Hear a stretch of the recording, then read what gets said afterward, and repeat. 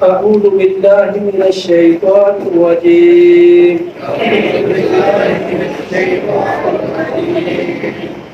سيقول السفهاء من الناس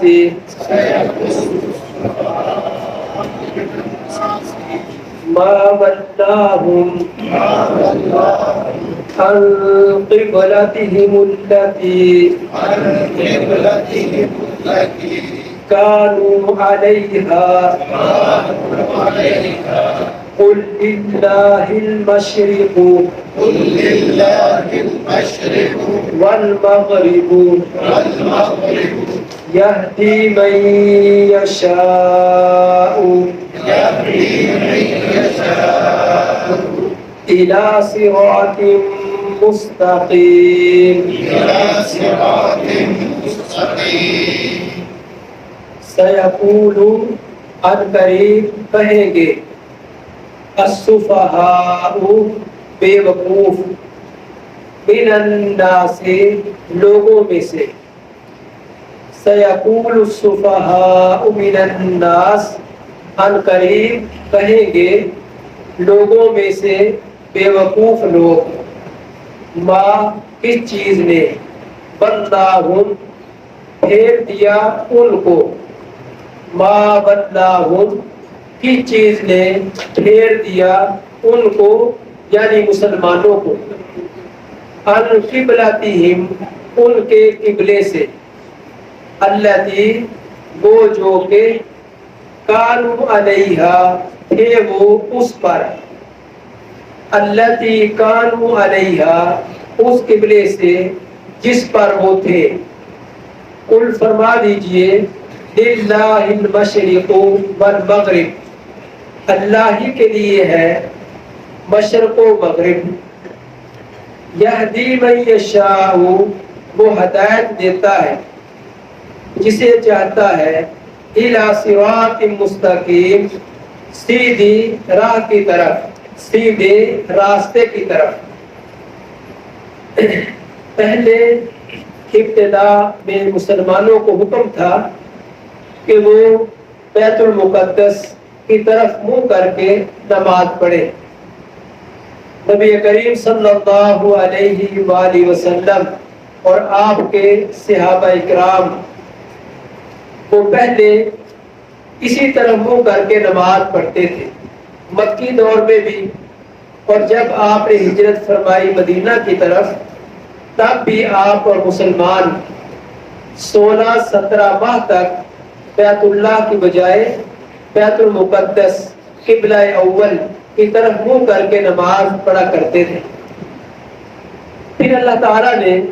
مسلمانوں کو حکم دیا کہ وہ اب بیت اللہ کو اپنا قبلہ بنائے نماز میں بیت اللہ کی طرف منہ کیا کرے کعبہ شریف کی طرف منہ کر کے نماز پڑھے اس میں متعدد حکمتیں تھیں ایک حکمت یہ تھی کہ لوگوں کا امتحان ہو کہ کون اللہ کی فرما برداری کرتا ہے اور بغیر اعتراض کے وہ اب بیت اللہ کو اپنا قبلہ بنا لیتا ہے اس امتحان میں سچے مسلمان کامیاب ہوئے کوئی اعتراض نہیں کیا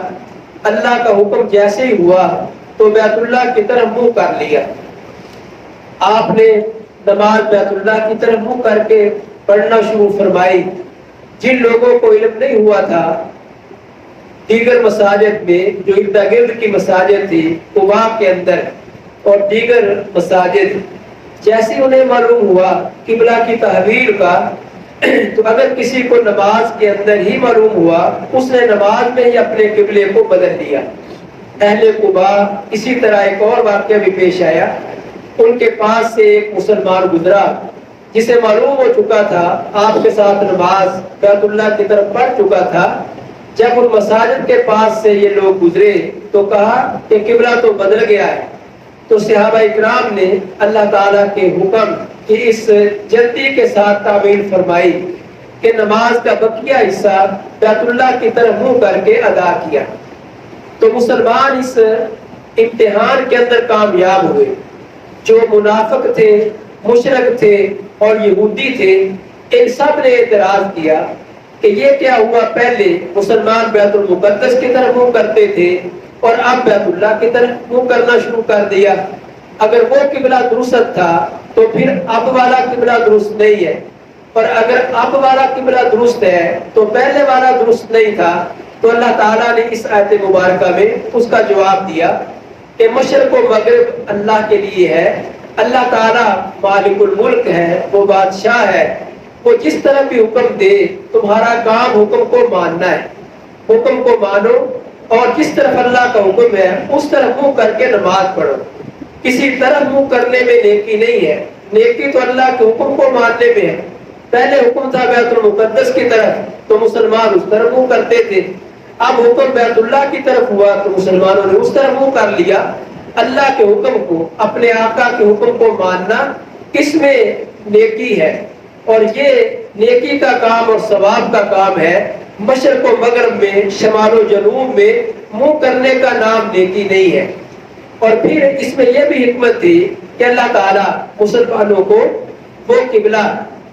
عطا کرنا چاہتا تھا جو سب سے افضل ہے۔ بیت المقدس بھی فضیلت والا ہے،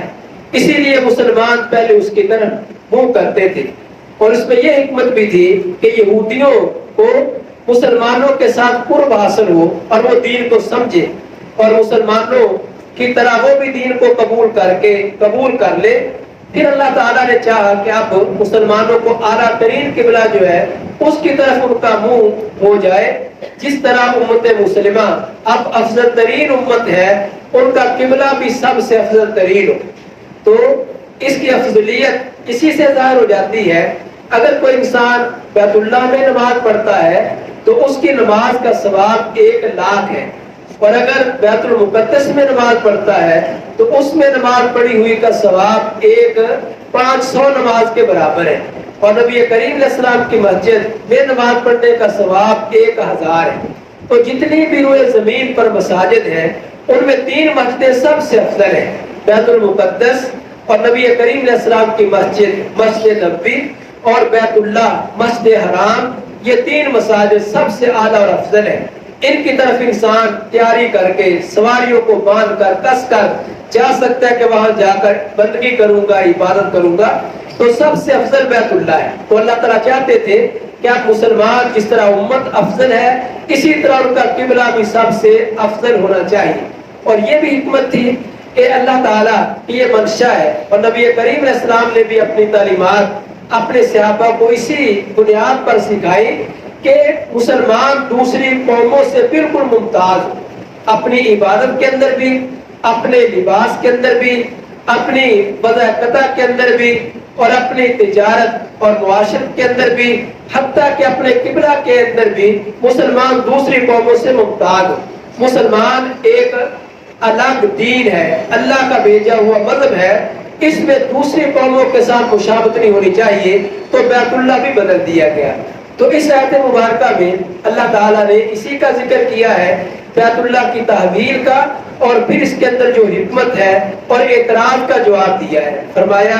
سَيَقُولُ السُّفَهَاءُ مِنَ النَّاسِ، لوگوں میں سے جو بے وقوف ہیں وہ کہیں گے مسلمانوں کو ان کے پہلے قبلہ سے کس نے بدل دیا۔ جو بے وقوف انسان ہوتا ہے نا، وہ اپنے مالک کی باتوں پر اعتراض کرتا ہے، اور جو عقل والا ہوتا ہے اس کو اپنی حیثیت کا پتہ ہوتا ہے کہ میری حیثیت اپنے مالک کی بات ماننا ہے، میری حیثیت یہ نہیں ہے کہ میں اس کی باتوں پر اعتراض کروں۔ تو مسلمانوں نے کوئی اعتراض نہیں کیا، بیت اللہ سے پہلے بیت المقدس کی طرف منہ کرنے کا حکم تھا تو اللہ کا حکم ہے اس کو مانا، اب بیت اللہ کی طرف حکم ہو گیا منہ کرنے کا تو بغیر کسی اعتراض کو اس کو مان لیا۔ تو یہ عقل مند انسان کی نشانی کہ اپنے آقا کی بات کو ماننا، اور بے وقوف انسان کہتا ہے یہ ایسا کیوں ہو گیا، وہ ایسا کیوں ہو گیا، پہلے ایسا تھا تو اب ایسا کیوں نہیں ہو رہا، اس طرح کے اعتراضات بے وقوف کرتے ہیں۔ تو فرمایا بے وقوف کہیں گے لوگوں میں سے کہ ان لوگوں کو یعنی مسلمانوں کو ان کے قبلے سے کس نے پھیر دیا، الذی کانوا علیہا، جس پر وہ پہلے تھے۔ قل فرما دیجئے، ان کے اعتراض کا جواب دیا جا رہا ہے کہ پیارے نبی صلی اللہ علیہ وسلم آپ ان کو کہیں للہ المشرق والمغرب، مشرق بھی اللہ کی، مغرب بھی اللہ کی، شمال بھی اللہ کی اور جنوب بھی اللہ کی، ساری روئے زمین اللہ کی مخلوق ہے، ہر چیز اللہ کی مخلوق ہے، اللہ جس طرف چاہے اپنے بندوں کو حکم دے سکتا ہے۔ اس میں اعتراض والی بات کیا ہے؟ ایک آقا وہ کہے ادھر جاؤ اور اسی وقت کہہ دے نہیں ادھر جاؤ، تو کوئی اعتراض نہیں آقا پر، اس کا غلام ہے، اس کو مشرق کی طرف بھیج دے، مغرب کی طرف بھیج دے، یہ تو غلام کی بات ہے۔ انسان اپنے ملازم پر یہ حق سمجھتا ہے، میں اس کو کہوں یہ کام کرو، اور اگر اسی وقت اس کا یہ ذہن ہو کہ نہیں اس کو رہنے دو یہ کام کرو، تو ملازم اس کی بات کو مانتا ہے، کوئی اعتراض نہیں کرتا کہ ابھی آپ نے یہ کہا، ابھی آپ یہ کیوں کہہ رہے ہو۔ تو یہ تو ملازم کی حد تک بھی انسان سمجھتا ہے کہ اس کا جو باس ہے، جو اس کا مالک ہے، اس کو کوئی بھی حکم دے سکتا ہے، جائز۔ تو انسان تو اللہ تعالیٰ کی مخلوق ہے، غلام والی بات بھی نہیں ہے، یعنی غلام تو اللہ کی مخلوق ہے، ایک بندے کا غلام ہے، اس کو بھی اعتراض کرنے کا حق نہیں ہے۔ تو اللہ کے سامنے تو سوال ہی پیدا نہیں ہوتا کہ ہم اللہ کی مخلوق ہیں، یعنی غلام اللہ کے کیسے اللہ کی مخلوق ہے، تو اللہ کی مخلوق پر کیا اعتراض، اللہ کی مخلوق کو اللہ کی بات پر کیا اعتراض ہو سکتا ہے؟ اللہ ہی کی مشرق ہے، اللہ ہی کی مغرب ہے، وہ جس طرف چاہے اپنے بندوں کو حکم دے۔ یہدی من یشاء الی صراط مستقیم، اللہ کے حکم کی تابعداری یہ صراط مستقیم ہے، اور اس صراط مستقیم کی توفیق اور ہدایت اللہ تعالیٰ اپنے پسندیدہ بندوں کو دیتا ہے۔ اللہ کے جو محبوب بندے ہوتے ہیں، پسندیدہ بندے ہوتے ہیں، ان کو اللہ یہ توفیق دیتا ہے کہ بغیر اعتراض کے اللہ کی بات کو مانتے ہیں، اللہ کے فرمان کو مانتے ہیں۔ یہدی من یشاء، اللہ تعالیٰ ہدایت دیتا ہے جسے چاہتا ہے، الی صراط مستقیم، سیدھی راہ کی طرف، سیدھے راستے کی طرف۔